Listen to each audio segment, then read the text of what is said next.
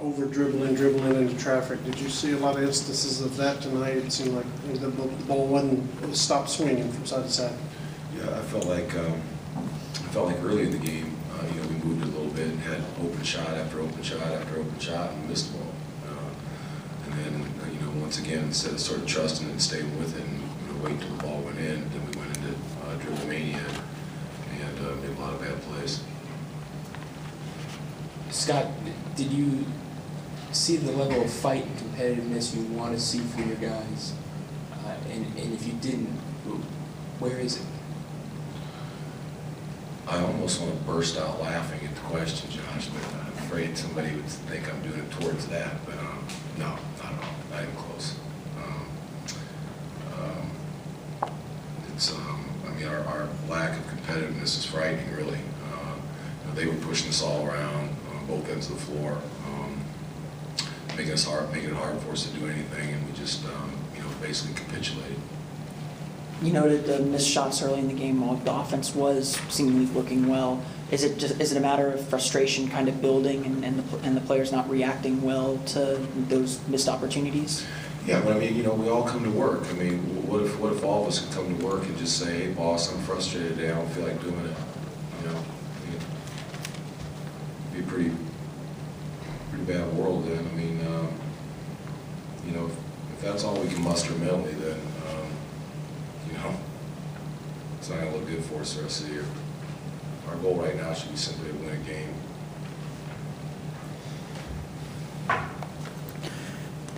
Despite the overall bad performance, you were within 4 in the fourth quarter. How did you guys cut it into that lead, and why weren't you able to overcome that final hump at the end? Well, we had 6 on the clock, and they had the ball with 6 on the clock, and we just backed off a can, and then he banged a 3 and put it right back up.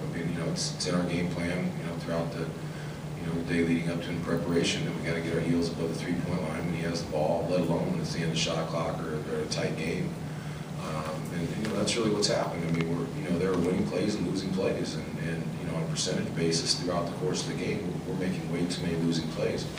We inbounded the ball, tried to hand it to a guy in bounds. They hit it, we caught the ball in bounds. I don't know that I've ever seen that at any level. So, there's just too many losing plays being made out there. Scott, how much of the repeated defensive trouble stems from the offensive end of the court, not necessarily just with the other team not having to take it out of the net, but your team seeming to base its intensity on whether it makes or misses shots? Well, that's definitely what's been happening. Although even in the last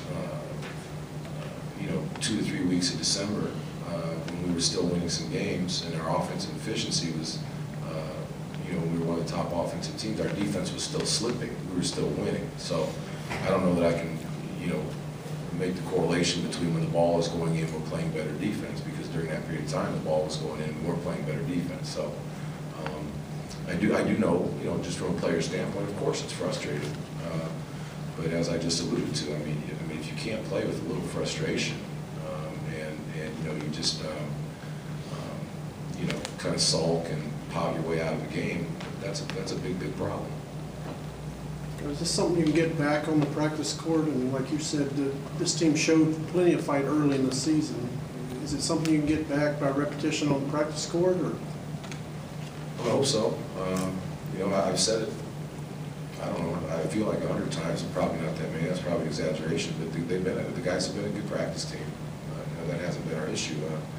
The thing where you can get tricked in practice, though, is you leave practice and you feel like the guys played hard, maybe your defense was really sharp or something like that, but you're playing against each other. And so doing it so much, guys get used to it. We don't have anyone with Ish Smith's quickness. We don't have anybody that quick to gauge our defense against. He was in the lane. Once again, their point guards were in the lane most of the night. Every active player on your bench played tonight except for Andrew. Is he okay? Was there a matchup issue with him not seeing the floor? They were so small all game. They played small all game. I was trying to find an opportunity to get him in there. I almost put him in when I took the starters out in the third quarter, but I just didn't. Just coach's decision. Is it seemed like, like for much of the game, you know, you look at the stat sheet, it seemed like Alfred was being able to get into the paint, able to try and get guys involved, score a little bit himself. Is some of the issue one guy is trying to do the right things and everyone else kind of isn't following him, or? Well, or is no, it- we need, you know, when we were consistently, well, I don't know if consistently, but when we were winning and you know, appearing to be, you know, turning a corner, we were getting 5, 6 guys in double figures, you know. We win a game with our high score having 17, something like that, you know. So we need everyone, you know, to be playing the right way. It's just the type of team we are, and you know, even in some games, you know, where you look at the stat sheet and some guys have some decent numbers, doesn't mean they necessarily had a good game. You know, even bad teams have, somebody has to score the ball, somebody has to get the rebound. So you know, we just, you know, it was another game where we just didn't have enough guys playing well.